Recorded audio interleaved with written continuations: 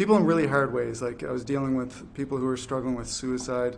I was struggling with domestic abuse from the lockdowns, people just being locked up together. It was mostly older people who were doing that. And extreme loneliness from the older community as well. So I'd seen firsthand kind of the negative effects of all of the policies that were coming down from the government. And then it never really affected me. Our family was fine. We just rolled with the punches as they came. It wasn't until it was the end of September when the mandates for the vaccine came into effect, and Dorothy Shephard, on behalf of the government of New Brunswick, had approached the faith communities and had approached churches, and it had basically, in an effort to get the vaccine uptake to 90%, they wanted churches to promote the vaccines among their congregation. And they encouraged vaccine mandates.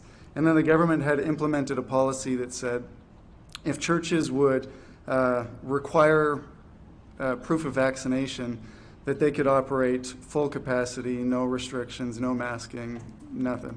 But if they weren't going to implement the proof of vaccines, then they would have to go back to their operational plans.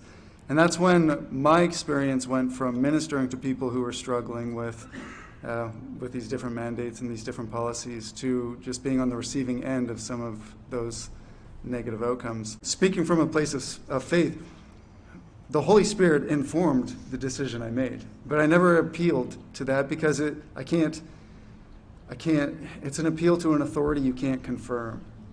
And so I just never did. I stayed purely with the numbers. I'm healthy, I don't need the shot. They don't stop infection, they don't stop transmission, so you're no more protected with me vaccinated than unvaccinated. Commissioners, for any follow-up questions, please. Yeah, thank you very much for your testimony. Sure. I'm not a religious, well, I'm religious, but I'm not practicing like a pastor, but I have problem to run. That's how everybody who's not religious talks to me. Well, they always put that caveat. I'm a believer, but I'm a scientist, and I have a hard time to wrap my head around what you're telling me, because it seems to me, based on the level of understanding from your people on the board, that I don't think, correct me if I'm wrong, that they have a deep understanding of the science behind what they are promoting. Well, one of them was a pharmacist, so he had some understanding, but most of them are just lay people. Would it be fair to assess that this is more based on faith? Trust. They gave implicit trust to the people who were talking on TV. Okay. I'm not a scholar of the Bible, but my understanding is that the reason why humans are alive today is because they benefit from a God-given natural immunity. Have they ever heard of that? They saw it in me. I never got sick. I never got COVID.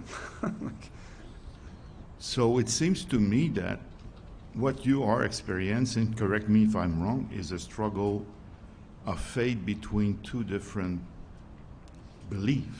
You believe in natural immunity, God-given natural immunity, and I can assure you there's a lot of science behind it. I don't want to speculate on beliefs or anything like that. In the end,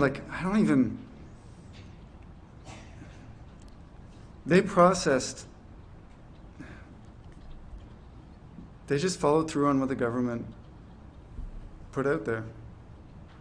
And they did it in what I consider to be a super unethical way, and that kind of blows my mind that they would do it. And I never in a million years would I have thought that would have been the way, but I don't know. I don't know what their beliefs are. Like, that, their motivations, their intentions, that stuff's God's territory. I don't care. All I care about is what they did. So what is your option moving forward for your ministry or other ministry? I'm in full-time ministry now. Like, we ended up moving to Prince Edward Island to be closer to my wife's family. And the moment I got over there, from the moment I got there, I was filling pulpits, preaching, And I was asked to apply to a few different churches, and like nobody had a problem with. And I was super frank. I was like, I'm not dealing with this stuff ever again. So I told them, I'm like, if I put my name in, like, you got to tell your congregation exactly where I stand on all this stuff. And I'll never preach it, and I'll never be heavy-handed. I don't care what people believe about this stuff. They make their own choices. I just want to be left alone with mine. And so I wanted them to understand. I was like, you just got to make sure they know that I'm not vaccinated. I probably never will be vaccinated, not with this mRNA stuff. And nobody cared. Like everybody, there were several churches who were asking me to apply, even knowing that. Okay, thank you. Sure.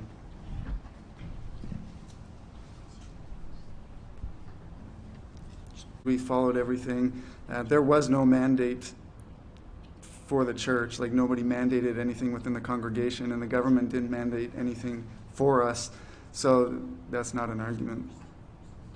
Okay, and then my final question is, you suggested that the mandates in New Brunswick were decreasing at a time that these restrictions within the church were increasing. I'm just wondering, did you at any point in this journey that you've just gone through, did you feel like the province, the health authorities or the province, were targeting the church, or that there was religious Oh, they definitely bigotry? targeted the church because, well, for one, I don't know what it was like in other provinces, but I know in New Brunswick, a huge portion of the unvaccinated population were from the faith community.